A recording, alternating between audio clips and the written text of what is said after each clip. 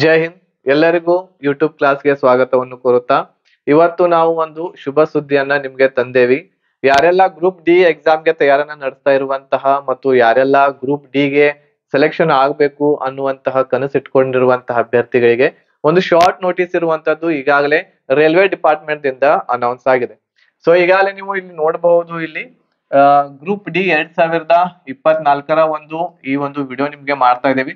Total post short notice ದಲ್ಲಿ 32,000 ಅಂತ ಹೇಳಿ ಹೇಳಲಾಗಿದೆ. ಇದು ಅಪ್ರಾಕ್ಸಿಮೇಟ್ ಇದೆ, ಅಷ್ಟೇ ಇದಾವು ಅಂತ ಹೇಳಲಿಕ್ಕೆ ಬರಂಗಿಲ್ಲ, ಕಡಿಮೆನೂ ಆಗ್ಬಹುದು, ಹೆಚ್ಚು ಕೂಡ ಆಗ್ಬಹುದು. ಇದು ಒಂದು ಅಫಿಸಿಯಲ್ ಆಗಿರುವಂತಹ ಶಾರ್ಟ್ ನೋಟಿಸ್ ಇರುವಂತದ್ದು ಇವತ್ತು ಅನೌನ್ಸ್ ಆಗಿದೆ. ಇದ್ರ ಬಗ್ಗೆನೇ ನಾವು ಡಿಟೇಲ್ ಆಗಿರುವಂತಹ ಮಾಹಿತಿಯನ್ನ ಈ ಒಂದು ವಿಡಿಯೋದಲ್ಲಿ ಚರ್ಚೆಯನ್ನ ಮಾಡ್ಲಿಕ್ಕೆ ಹೋಗ್ತಾ ಇದ್ದೇವೆ. ಏನಾದ್ರೂ ನಿಮ್ಗೆ ಡೌಟ್ಸ್ ಗಳಿದ್ರೆ ಎಕ್ಸಾಮ್ಗೆ ರಿಲೇಟೆಡ್ ಆಗಿರಬಹುದು, ಅದ್ರ ಜೊತೆಗೆ ಸ್ಟಡಿಗೆ ರಿಲೇಟೆಡ್ ಆಗಿರಬಹುದು, ಸೊ ನೀವು ನನಗೆ ಕಾಂಟ್ಯಾಕ್ಟ್ ಮಾಡಿ ಹೆಚ್ಚಿನ ಮಾಹಿತಿಯನ್ನ ಪಡ್ಕೋಬಹುದು. 8861927838 ನಂಬರ್ಗೆ ಕಾಂಟ್ಯಾಕ್ಟ್ ಮಾಡ್ರಿ. ನಿಮ್ಮ ಏನಾದ್ರು ಡೌಟ್ಸ್ ಗಳಿದ್ರೆ ಅವುಗಳನ್ನ ಕ್ಲಿಯರ್ ಮಾಡ್ಕೋಬಹುದು. ಈಗ ನಾವು ಈ ಶಾರ್ಟ್ ನೋಟಿಸ್ ಬಗ್ಗೆ ಏನಿದೆ, ಈ ಶಾರ್ಟ್ ನೋಟಿಸ್ ದಲ್ಲಿ ಏನ್ ಹೇಳಲಾಗಿದೆ ಅದ್ರ ಬಗ್ಗೆ ನಾವು ಈ ಒಂದು ವಿಡಿಯೋದಲ್ಲಿ ಚರ್ಚೆ ಮಾಡ್ತಾ ಹೋಗೋಣ. ಅದಕ್ಕಿಂತ ಮುಂಚೆ ಯಾರೆಲ್ಲ ಇದಕ್ಕೆ ತಯಾರಿಯನ್ನ ನಡೆಸ್ತಾ ಇದ್ದೀರಾ ಅವ್ರಿಗೆ ಎಕ್ಸಾಮ್ ಪ್ಯಾಟರ್ನ್ ಹೇಗಿರ್ತಾ ಇದೆ, ಎಕ್ಸಾಮ್ ದಲ್ಲಿ ಏನು ಓದ್ಕೋಬೇಕು, ಯಾವುದಕ್ಕೆ ಹೆಚ್ಚಿನ ಮಹತ್ವವನ್ನ ಕೊಡಬೇಕು, ಹೇಗೆ ನಮ್ದು ಸೆಲೆಕ್ಷನ್ ಆಗುತ್ತೆ, ಎಷ್ಟು ಕ್ವಶನ್ಸ್ ಗಳನ್ನ ನಾವು ರೈಟ್ ಮಾಡಿದ್ರೆ ನಮ್ಮ ಸೆಲೆಕ್ಷನ್ ಆಗುತ್ತೆ ಅನ್ನೋದನ್ನ ಈಗ ನಾವು ನೋಡ್ತಾ ಹೋಗೋಣ. ಇದರಲ್ಲಿ ಮುಖ್ಯವಾಗಿ 4 ವಿಷಯಗಳನ್ನ ಮುಖ್ಯವಾಗಿ ಇಲ್ಲಿ ಕೊಡಲಾಗಿದೆ. ಒಂದನೇದು ಜನರಲ್ ಸೈನ್ಸ್ ಇದೆ. ಜನರಲ್ ಸೈನ್ಸ್ ದಲ್ಲಿ ನಿಮ್ಗೆ 25 ಕ್ವಶನ್ಸ್ ಗಳು 25 ಮಾರ್ಕ್ಸ್ ಗಳಿಗೆ ಇರ್ತಾ ಇದಾವೆ. ಈ ಒಂದು ಟೋಟಲ್ ಏನು 100 ಮಾರ್ಕ್ಸ್ ಇದೆ, ಇದು 90 ನಿಮಿಷದವರೆಗೆ ನಿಮ್ಮ ಎಕ್ಸಾಮ್ ಇರುವಂತದ್ದು ಇರ್ತೈತಿ. CBT ಎಕ್ಸಾಮ್ ಇರ್ತೈತಿ, ಕಂಪ್ಯೂಟರ್ ಬೇಸ್ಡ್ ಎಕ್ಸಾಮ್ ಇರ್ತಾ ಇದೆ. ಕಂಪ್ಯೂಟರ್ ದೊಳಗನ ನೀವು ಏನ್ ಮಾಡ್ಬೇಕು ಅಂತಂದ್ರೆ ಎಕ್ಸಾಮ್ ಅನ್ನ ಅಟೆಂಡ್ ಮಾಡ್ಬೇಕಾಗುತ್ತೆ. ಈಗ ಇಲ್ಲಿ ಜನರಲ್ ಸೈನ್ಸ್ ಏನಿದೆ, ಈ ಜನರಲ್ ಸೈನ್ಸ್ ದಲ್ಲಿ ನೀವು ಓದ್ಬೇಕಾಗಿರುವಂತದ್ದು ಬಯಾಲಜಿ ಓದ್ಬೇಕಾಗುತ್ತೆ, ಇದ್ರ ಜೊತೆಗೆ ಫಿಸಿಕ್ಸ್, ಇನ್ನೊಂದು ಯಾವ್ದು ಅಂತಂದ್ರೆ ಕೆಮಿಸ್ಟ್ರಿ. ಈ 3 ವಿಷಯಗಳನ್ನ ಡಿಟೇಲ್ ಆಗಿ ಓದ್ಬೇಕು. ಯಾಕಂತಂದ್ರೆ ಸೈನ್ಸ್ ದಿಂದ 25 ಕ್ವಶನ್ಸ್ ಗಳು ನೋಡಿ. ಸೈನ್ಸ್ ಆಕ್ಚುಲಿ GK ದಲ್ಲಿ ಬರ್ತಾ ಇದೆ, ಬಟ್ ಇಲ್ಲಿ ಸೆಪರೇಟ್ ಆಗಿ ಸೈನ್ಸ್ ಕೊಟ್ಟಿರೋದ್ರಿಂದ ಈ 3ಗಳನ್ನ ಒಳ್ಳೆ ರೀತಿಯಿಂದ ಓದ್ಕೋಬೇಕು. ಈ 3 ವಿಷಯಗಳನ್ನ ನಮ್ಮ ಯೂಟ್ಯೂಬ್ ಚಾನೆಲ್ ದಲ್ಲಿ ನಿಮ್ಗೆ ಫ್ರೀ ಆಗಿ ಕ್ಲಾಸಸ್ ಗಳು ನಿಮ್ಗೆ ಅವೈಲೇಬಲ್ ಆಗ್ಲಿಕ್ಕೆ ಹೋಗ್ತಾ ಇದಾವೆ. ಫ್ರೀ ಆಗಿ ನಿಮ್ಗೆ ಬಯಾಲಜಿ, ಫಿಸಿಕ್ಸ್ ಆಗಿರ್ಬಹುದು ಮತ್ತು ಕೆಮಿಸ್ಟ್ರಿ ಆಗಿರ್ಬಹುದು, ಈ 3 ವಿಷಯಗಳನ್ನ ಫ್ರೀ ಆಗಿ ನಿಮ್ಗೆ ಚಾಪ್ಟರ್ ವೈಸ್ ಇರುವಂತದ್ದು ಕನ್ನಡದಲ್ಲಿ ನಿಮ್ಗೆ ಕ್ಲಾಸಸ್ ಗಳನ್ನ ಮಾಡ್ಲಿಕ್ಕೆ ಹೋಗ್ತಾ ಇದ್ದೇವೆ. ಇನ್ನು ಕೆಲವೇ ದಿನಗಳಲ್ಲಿ ಕ್ಲಾಸಸ್ ಗಳು ಸ್ಟಾರ್ಟ್ ಆಗ್ತಾ ಇದಾವೆ. ಸೊ ಫ್ರೀ ಆಗಿರ್ತಾವು ಯೂಟ್ಯೂಬ್ ಚಾನೆಲ್ ದಲ್ಲಿ. ಅದ್ರ ಸಲುವಾಗಿ ಫ್ರೀ ಆಗಿ ಕ್ಲಾಸಸ್ ಗಳನ್ನ ಪಡ್ಕೋಬೇಕು ಅಂತಂದ್ರೆ ನಮ್ಮ ಚಾನೆಲ್ ಅನ್ನ ಈಗಲೇ ಸಬ್ಸ್ಕ್ರೈಬ್ ಮಾಡಿ ಇಟ್ಕೊಳ್ರಿ. ಅದ್ರ ಜೊತೆಗೆ ಬೆಲ್ ಐಕಾನ್ ಅನ್ನು ಸಹ ಕ್ಲಿಕ್ ಮಾಡಿ ಇಟ್ಕೊಳ್ರಿ. ಯಾವಾಗ ನಾವು ಕ್ಲಾಸಸ್ ಗಳನ್ನ ಅಪ್ಲೋಡ್ ಮಾಡ್ತೇವಿ, ಅಪ್ಲೋಡ್ ಮಾಡಿದ ತಕ್ಷಣವೇ ನಿಮ್ಮ ಮೊಬೈಲ್ಗೆ ಒಂದು ನೋಟಿಫಿಕೇಶನ್ ಬರ್ಲಿಕ್ಕೆ ನಾವು ಬರುತ್ತೆ. ಸೊ ಹಾಗಾಗಿ ನೋಟಿಫಿಕೇಶನ್ ಬರ್ಬೇಕು ಅಂತಂದ್ರೆ ಸಬ್ಸ್ಕ್ರೈಬ್ ಮಾಡಿ ಇಟ್ಕೊಳ್ರಿ. ನಿಮ್ಮ ಫ್ರೀ ಕ್ಲಾಸಸ್ ಗಳನ್ನ ನೀವು ಏನ್ ಮಾಡ್ಬೋದು, ನಮ್ಮ ಚಾನೆಲ್ ನಲ್ಲಿ ಪಡ್ಕೋಬಹುದು. ಇದಾದ್ಮೇಲೆ ಎರಡನೇ ವಿಷಯ ಏನು ಓದ್ಬೇಕು ಅಂತಂದ್ರೆ ಮ್ಯಾಥ್ಸ್ ಓದ್ಬೇಕು. ಎಲಿಮೆಂಟರಿ ಮ್ಯಾಥ್ಸ್ ಇರ್ತಾ ಇದೆ, ಈಸಿ ಇರ್ತೈತಿ. ಇದರಲ್ಲಿಯೂ ಕೂಡ 25 ಕ್ವಶನ್ಸ್ ಗಳು 25 ಮಾರ್ಕ್ಸ್ ಗಳಿಗೆ ನಿಮ್ಗೆ ಸಿಗ್ತಾ ಇದೆ. ಇದಾದ್ಮೇಲೆ ಜನರಲ್ ಇಂಟೆಲಿಜೆನ್ಸ್ ಅಂಡ್ ರೀಸನಿಂಗ್ ಇರ್ತಾ ಇದೆ. ಇದು 30 ಕ್ವಶನ್ಸ್ ಗಳು ಬರ್ತಾ ಇದಾವು. ಇದು ಬಹಳ ಈಸಿ ಇರ್ತೈತಿ. ಇದರಲ್ಲಿ 30ರಲ್ಲಿ 28ರಿಂದ 29 ಕ್ವಶನ್ಸ್ ಗಳನ್ನ ನೀವು ರೈಟ್ ಮಾಡ್ಲೇಬೇಕು. ಸೆಲೆಕ್ಷನ್ ಆಗ್ಬೇಕು ಅಂತಂದ್ರೆ ಇದರಲ್ಲಿ ನೀವು 28ರಿಂದ 29 ಕ್ವಶನ್ಸ್ ಗಳನ್ನ ಸರಿ ಮಾಡ್ಬೇಕಾಗುತ್ತೆ. 30 ಕ್ವಶನ್ಸ್ ಇರ್ತಾವು, 30 ಮಾರ್ಕ್ಸ್ ಗಳಿಗೆ ಇಲ್ಲಿ ನಿಮಗೆ ಸಿಗ್ತಾ ಇದೆ. ಇದಾದ್ಮೇಲೆ ಜನರಲ್ ಅವೇರ್ನೆಸ್ ಮತ್ತು ಕರೆಂಟ್ ಅಫೇರ್ಸ್. ಜನರಲ್ ಅವೇರ್ನೆಸ್ ದಲ್ಲಿ ನೋಡಿ, ಇಲ್ಲಿ ಸೈನ್ಸ್ ಅಂತೂ ಇಲ್ಲಿ ಹೋಯ್ತು. ಇದಾದ್ಮೇಲೆ ಇದ್ರೊಳಗೆ ಓದಿರುವಂತದ್ದು ಪಾಲಿಟಿ ಇರ್ತೈತಿ, ಜಿಯೋಗ್ರಾಫಿ ಇರ್ತಾ ಇದೆ. ಓಕೆ, ನೆಕ್ಸ್ಟ್ ಎಕನಾಮಿ ಇರ್ತಾ ಇದೆ, ಕರೆಂಟ್ ಅಫೇರ್ಸ್ ಇರ್ತಾ ಇದೆ.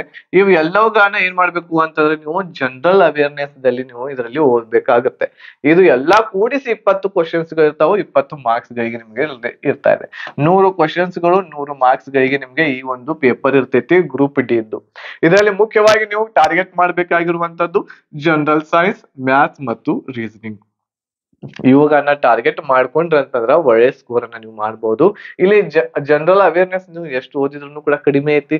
ಕರೆಂಟ್ ಅಫೇರ್ಸ್ ಎಲ್ಲಿಂದ ಓದಾವ್ರಿ, ಹೆಂಗ್ ಓದಾವ್ರಿ, ಯಾವ್ದಾದ್ರು ಒಂದು ಮ್ಯಾಗಝಿನ್ ಓದ್ತಿರ್ತಾರೆ, ಬಟ್ ಅದ್ರೊಳಗೆ ಬರ್ತೈತಿ ಇಲ್ಲೋ ಕ್ವಶನ್ಸ್ ಹೆಂಗ್ ಹೇಳೋದು. ಸೊ ಹಾಗಾಗಿ ಇದ್ರ ಬಗ್ಗೆ ಹೆಚ್ಚು ತಲೆ ಕೆಡ್ಸ್ಕೊಲಿಕ್ ಹೋಗ್ಬೇಡ್ರಿ. ಈ 3 ವಿಷಯಗಳ ಬಗ್ಗೆ ಹೆಚ್ಚಿನ ಮಹತ್ವವನ್ನು ಕೊಟ್ಟು ಓದ್ರಿ, ನಿಮ್ಮ ಸ್ಕೋರ್ ಆಗೇ ಆಗುತ್ತೆ. ನಿಮ್ಮ ಸೆಲೆಕ್ಷನ್ ಇದರಲ್ಲಿ ನೀವು ಪಡ್ಕೋಬಹುದು. ಈಗ ಇದರಲ್ಲಿ ಎಷ್ಟು ಟಾರ್ಗೆಟ್ ಮಾಡ್ಬೇಕು ನಾವು, 100 ಕ್ವಶನ್ಸ್ ಗಳು 100 ಮಾರ್ಕ್ಸ್ ಗಳಿಗೆ ಇರ್ತಾ ಇದಾವೆ. ನೀವು ಮಾಡ್ಬೇಕಾಗಿರುವಂತದ್ದು 80+ ಟಾರ್ಗೆಟ್. ಇದು ನಿಮ್ಮ ಏನಾಗಿರ್ಬೇಕು ಅಂತಂದ್ರೆ ಟಾರ್ಗೆಟ್ ಆಗಿರ್ಬೇಕು. ಇಷ್ಟು ಟಾರ್ಗೆಟ್ ಮಾಡ್ಕೊಂಡು ನೀವು ಸ್ಟಡಿಯನ್ನ ಮಾಡ್ಬೇಕು. 80+ ಕ್ವಶನ್ಸ್ ಗಳನ್ನ ನಾನು ಮಾಡ್ಲೇಬೇಕು. ಓಕೆ, ಇದರಲ್ಲಿ 25ರಲ್ಲಿ 20 ಕ್ವಶನ್ಸ್ ಗಳನ್ನ ಮಾಡಿದ್ರ ಅಂತಂದ್ರ ಒಂದು ಒಳ್ಳೆಯ ಸ್ಕೋರ್. ಮ್ಯಾಥ್ಸ್ ದಲ್ಲಿ 22ರಿಂದ 23, 22ನ್ನ ಹಿಡ್ಕೊಳ್ಳೋಣ ನಮ್ಮ ವಿದ್ಯಾರ್ಥಿಗಳಿಗೆ 22. ಇದರಲ್ಲಿ ನಿಮ್ಗೆ ಈಗಾಗಲೇ ಹೇಳಿ ನಾನು 28ರವರೆಗೆ ಅಂತೂ ಮಾಡ್ಲೇಬೇಕು. ಈ 3ರಿಂದನೇ ನಿಮ್ಗೆ ಎಷ್ಟು ಬರ್ತಾ ಇದಾವೆ ಇಲ್ಲಿ 70 ಕ್ವಶನ್ಸ್ ಗಳು ಇಲ್ಲಿ ಬರ್ತಾ ಇದಾವು. ಸೊ ಕೆ ದಲ್ಲಿ ಏನ್ 20 ಕ್ವಶನ್ಸ್ ಇದಾವು, ಇದರಲ್ಲಿ ನೀವು 10 ಕ್ವಶನ್ಸ್ ಮಾಡಿದ್ರ ಅಂತಂದ್ರೆ ಸಾಕು 80 ನಿಮ್ಮ ಸ್ಕೋರ್ ಆಗೇ ಆಗ್ತತಿ. ನಿಮ್ಮ ಸೆಲೆಕ್ಷನ್ ಖಂಡಿತ ಆಗ್ತತಿ 80 ಮಾಡಿದ್ರ. ಓಕೆನಾ.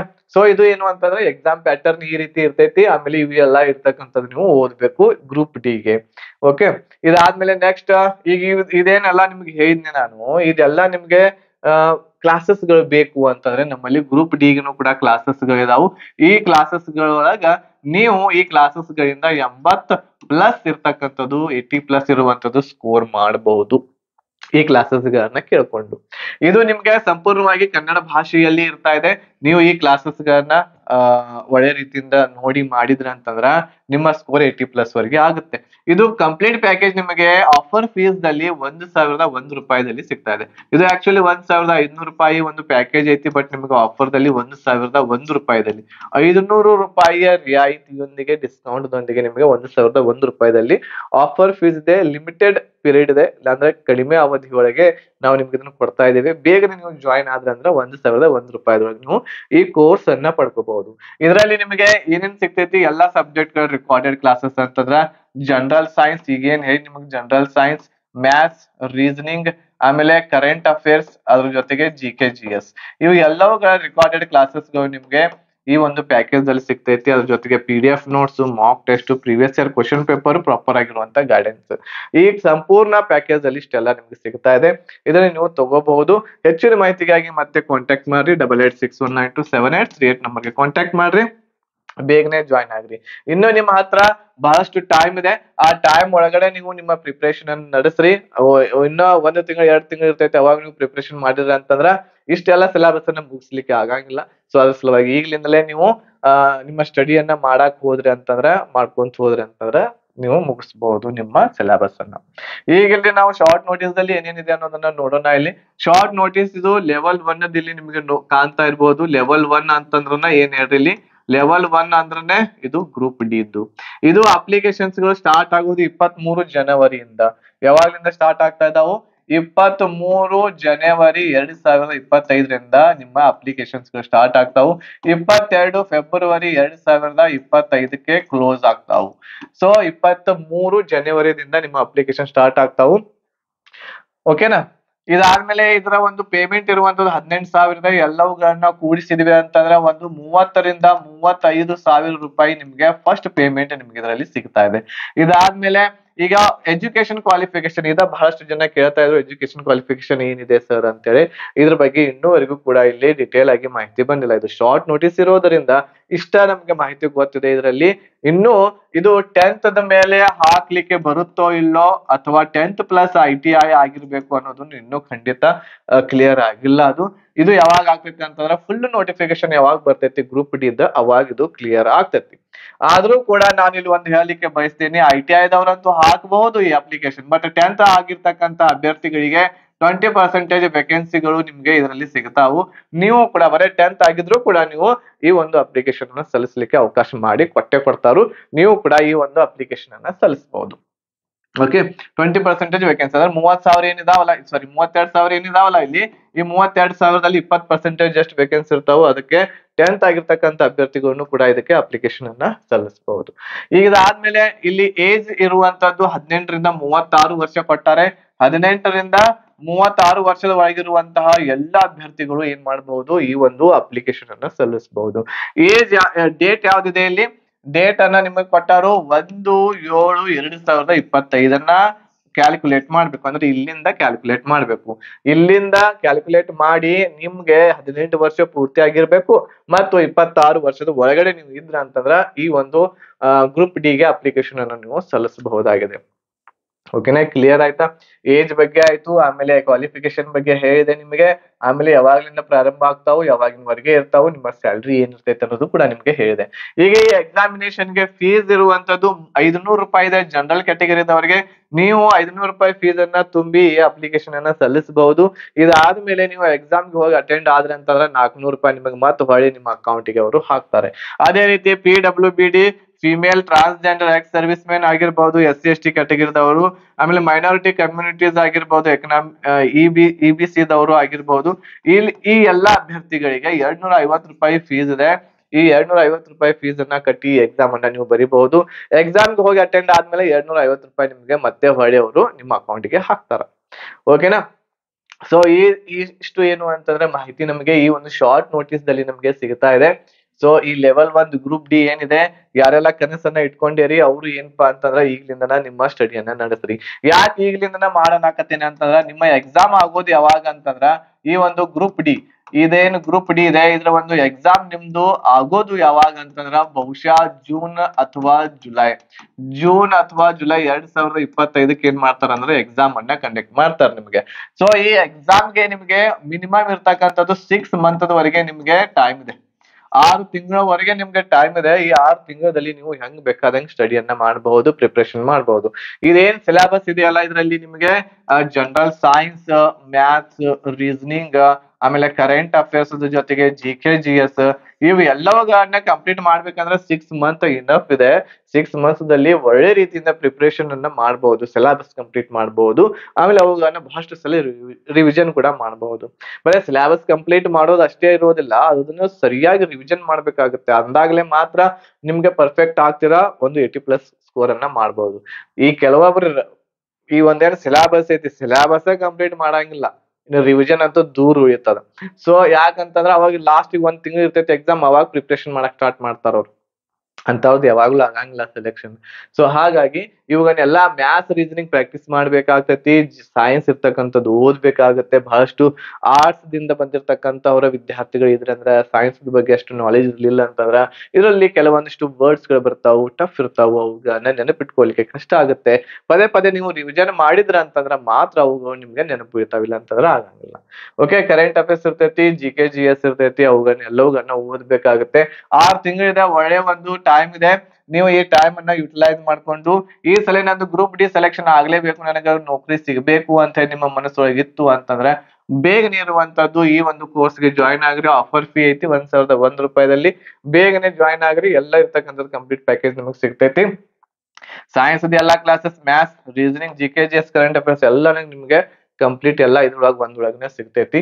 ಒಳ್ಳೆ ರೀತಿಯಿಂದ ನೀವು ಸ್ಕೋರ್ ಅನ್ನ ಮಾಡಬಹುದು. ಓಕೆನಾ. ಹೆಚ್ಚಿನ ಮಾಹಿತಿಗಾಗಿ ಇಲ್ಲಿ ನಂಬರ್ ಇದೆ, ಕಾಣ್ತಾ ಇದೆ, ಈ ನಂಬರ್ಗೆ ಕಾಂಟ್ಯಾಕ್ಟ್ ಮಾಡ್ರಿ, ಬೇಗನೆ ಜಾಯಿನ್ ಆಗ್ರಿ. ಓಕೆನಾ. ರೈಟ್. ಸೊ ಇದು ಮಾಹಿತಿ ಇರುವಂತದ್ದು ನಿಮ್ಗೆ ಇಷ್ಟ ಆಗಿತ್ತು ಅಂತಂದ್ರೆ ಲೈಕ್, ಶೇರ್ ಅನ್ನ ಮಾಡೋದನ್ನ ಮರಿಬೇಡ್ರಿ. ಎಲ್ಲರಿಗೂ ಶೇರ್ ಮಾಡ್ರಿ, ಲೈಕ್ ಮಾಡ್ರಿ, ಬೇಗನೆ ಜಾಯಿನ್ ಆಗ್ರಿ ಕ್ಲಾಸಸ್ ಗಳಿಗೆ. ಯಾಕೆ ಈಗಲಿಂದ ಪ್ರಾಕ್ಟೀಸ್ ಮಾಡ್ರಿ, ಯಾಕೆ ಈಗನ ನೀವು ಜಾಯಿನ್ ಆಗ್ರಿ ಅಂತ ಹೇಳಕತ್ತೇನೆ ಅಂತಂದ್ರ, ಸ್ಟಡಿಯನ್ನ ಈಗ ಸ್ಟಾರ್ಟ್ ಮಾಡ್ರಿ ಅಂತ ಹೇಳಕತ್ತೇನೆ ಅಂತಂದ್ರ, ಈ ಒಂದು ಎಕ್ಸಾಮ್ ಏನಿದೆ ಗ್ರೂಪ್ ಡಿ ಗೆ, ಇದಕ್ಕೆ 10th ದವರಂತೂ ಅಪ್ಲಿಕೇಶನ್ ಹಾಕ್ತಾರು.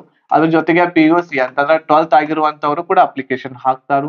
ಆಮೇಲೆ ಡಿಗ್ರಿ ಆಗಿರ್ತಕ್ಕಂಥ ಅಭ್ಯರ್ಥಿಗಳು ಕೂಡ ಗ್ರೂಪ್ ಡಿ ಗೆ ಅಪ್ಲಿಕೇಶನ್ ಹಾಕ್ತಾರು. ಇಂಜಿನಿಯರಿಂಗ್ ಆಗಿರ್ತಕ್ಕಂಥವ್ರು ಹಾಕ್ತಾರು. ಯಾರಿಗೆ ಜಾಬ್ ಇಲ್ಲಲ್ಲ, ಅವ್ರು ಏನೇ ಕಲ್ತಿರ್ಲಿ, ಅವ್ರು ಯಾವ್ದು MBA ಆಗಿರ್ಬೋದು, CA ಆಗಿರ್ಬೋದು, ಯಾರಿಗೆ ಜಾಬ್ ಇಲ್ಲಲ್ಲ, ಗೌರ್ಮೆಂಟ್ ಜಾಬ್ ಹಂಗ ಕುಂತಾರಲ್ಲ ಅಂತಹ ಅಭ್ಯರ್ಥಿಗಳು 10th ಅಂತೂ ಮುಗಿಸಿರ್ತಾರ. ಅವರು 10th ಆಗಿರುವಂತಹ ಎಲ್ಲಾ ಅಭ್ಯರ್ಥಿಗಳು ಇದಕ್ಕೆ ಅಪ್ಲಿಕೇಶನ್ ಹಾಕ್ತಾರೆ. ಹಾಗಾಗಿ 10th ಐತಿ, ಗ್ರೂಪ್ ಡಿ ಐತಿ, ಈಸಿ ಇರ್ತೈತಿ. ಈಸಿ ಆಗಿ ನಾವು 1 ತಿಂಗಳೊಳಗನೆ ಸೆಲೆಕ್ಷನ್ ಪಡ್ಕೋಬಹುದು ಅಂತ ಹೇಳಿ ನಿಮ್ಮ ಮನಸ್ಸೊಳಗಿದ್ರೆ ನೀವು ತಪ್ಪು ಕಲ್ಪನೆ ಒಳಗಿದ್ದೀರಿ. ಯಾಕಂತಂದ್ರ ಬಹಳಷ್ಟು ಸ್ಟಡಿಯನ್ನ ಮಾಡ್ಬೇಕಾಗ್ತೈತಿ, ಬಹಳಷ್ಟು ಕಾಂಪಿಟೇಷನ್ ಇರ್ತೈತಿ. ITI ಮೇಲೆ ಏನ್ ಇರ್ತಾವಲ್ಲ ವೇಕೆನ್ಸಿಗಳು, ಅದಕ್ಕೆ ಒಂದ್ ಸ್ವಲ್ಪ ಕಾಂಪಿಟೇಷನ್ ಕಡಿಮೆ. ಓನ್ಲಿ 10th ಇರ್ತಕ್ಕಂಥದ್ದು ಯಾವ ವೇಕೆನ್ಸಿ ಇರ್ತಾವಲ್ಲ ಅದಕ್ಕೆ ಕಾಂಪಿಟೇಷನ್ ಹೆಚ್ಚು. ಯಾಕಂತಂದ್ರ ಇವ್ರೆಲ್ಲಾರು ಈ ಒಂದು ವೇಕೆನ್ಸಿಗೆ ಅಪ್ಲಿಕೇಶನ್ ಅನ್ನ ಸಲ್ಲಿಸ್ತಾರ. ನೀವು ಕೂಡ ಅದಕ್ಕ ಕುಂತಿರ್ತೀರಿ. ಬಹಳಷ್ಟು ಜನರು 80ರಿಂದ 90% ಬರೀ ಈ ಒಂದು ವೇಕೆನ್ಸಿಗಳಿಗೆ ಕುಂತಿರಿ ನೀವು. ಇಂತಹ ವಿದ್ಯಾರ್ಥಿಗಳು ಬಹಳ ಕಡಿಮೆ ಇರ್ತೀರಿ ITI ಮಾಡಿರುವಂತವ್ರು. ಸೊ ಹಾಗಾಗಿ 10th ಮೇಲೆ ನಾನು ಜಾಬ್ ತಗೋತೀನಿ ಅಂತಂದ್ರೆ ಬಹಳ ಸ್ಟಡಿ ಮಾಡ್ಬೇಕಾಗ್ತತಿ. ಈಗ್ಲಿಂದನ ಪ್ರಿಪರೇಷನ್ ಸ್ಟಾರ್ಟ್ ಮಾಡ್ರಿ, ಒಂದು ಜಾಬ್ ಪಡ್ಕೊಳ್ರಿ. ಮೊದಲು ಗ್ರೂಪ್ ಡಿ ಪಡ್ಕೊಳ್ರಿ, ಆಮೇಲೆ group C, group B, group A, ಆಮೇಲೆ ಮುಂದೆ ಹೋಗುವಂತಾರೆ. ಬಟ್ ಗ್ರೂಪ್ ಡಿ ಮೊದಲು ಪಡ್ಕೊಳ್ರಿ, ನೌಕರಿ ಪಡ್ಕೊಳ್ರಿ. ಆಮೇಲೆ ಒಳ್ಳೆ ಜೀವನ ಇರ್ತಕ್ಕಂಥದ್ದು ಸಾಗಿಸ್ಬೇಕು ಅಂತಂದ್ರೆ, ಒಂದು ಸೆಕ್ಯೂರ್ ಆಗಿರುವಂತ ಜಾಬ್ ನಿಮ್ಗೆ ಇತ್ತು ಅಂತಂದ್ರೆ, ಒಂದು ನಿಮ್ಮ ಫ್ಯಾಮಿಲಿ ಆಗಿರ್ಬೋದು, ನೀವು ಒಳ್ಳೆ ಜೀವನ ಇರ್ತಕ್ಕಂಥದ್ದು ಸಾಗಿಸಬಹುದು. ಓಕೆ, ಈ ಮಾಹಿತಿ ನಿಮ್ಗೆ ಇಷ್ಟ ಆಗಿತ್ತು ಅಂತಂದ್ರೆ ಲೈಕ್, ಶೇರ್ ಮಾಡ್ರಿ, ನಿಮ್ಮ ಎಲ್ಲ ಫ್ರೆಂಡ್ಸ್ ಗಳಿಗೆ ಕೂಡ ತಿಳಿಸ್ರಿ. ಕೋರ್ಸ್ ಇದೆ, ಕೋರ್ಸ್ಗೆ ಜಾಯಿನ್ ಆಗ್ರಿ, ನೀವು ಜಾಯಿನ್ ಆಗ್ರಿ, ನಿಮ್ಮ ಫ್ರೆಂಡ್ಸ್ ಯಾರಾದ್ರೂ ಇದ್ರೆ ಅವ್ರು ಹುಡುಕ್ತಿರ್ತಾರೆ. ಸೊ ನಾನೊಂದು ಕ್ಲಾಸಸ್ ಬೇಕಾಗ್ಯಾವು ಗ್ರೂಪ್ ಡಿಗೆ ಹಂಗ ಹಿಂಗ ಅಂತಿರ್ತಾರೋ ಅಂತಹ ವಿದ್ಯಾರ್ಥಿಗಳಿಗೆ, ಅಂತಹ ನಿಮ್ಮ ಫ್ರೆಂಡ್ಸ್ ಗಳಿಗೆ ಇದು ವಿಡಿಯೋವನ್ನ ಶೇರ್ ಮಾಡ್ರಿ. ಅವರು ಕೂಡ ಜಾಯಿನ್ ಆಗ್ಲಿ. ಮನೆಯೊಳಗ ಕುಂತನ ನೀವು ಸ್ಟಡಿಯನ್ನ ಮಾಡಬಹುದು. ಎಲ್ಲಿ ಬೇರೆ ಕಡೆ ಹೋಗೋದ ಅವಶ್ಯಕತೆ ಇಲ್ಲ.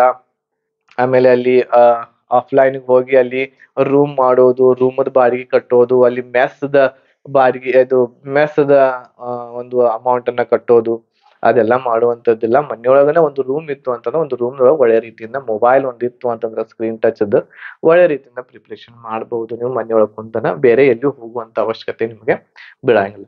ಓಕೆ, ಸೊ ಎಲ್ಲರೂ ಈ ಒಂದು ಮಾಹಿತಿ ಶೇರ್ ಮಾಡ್ರಿ.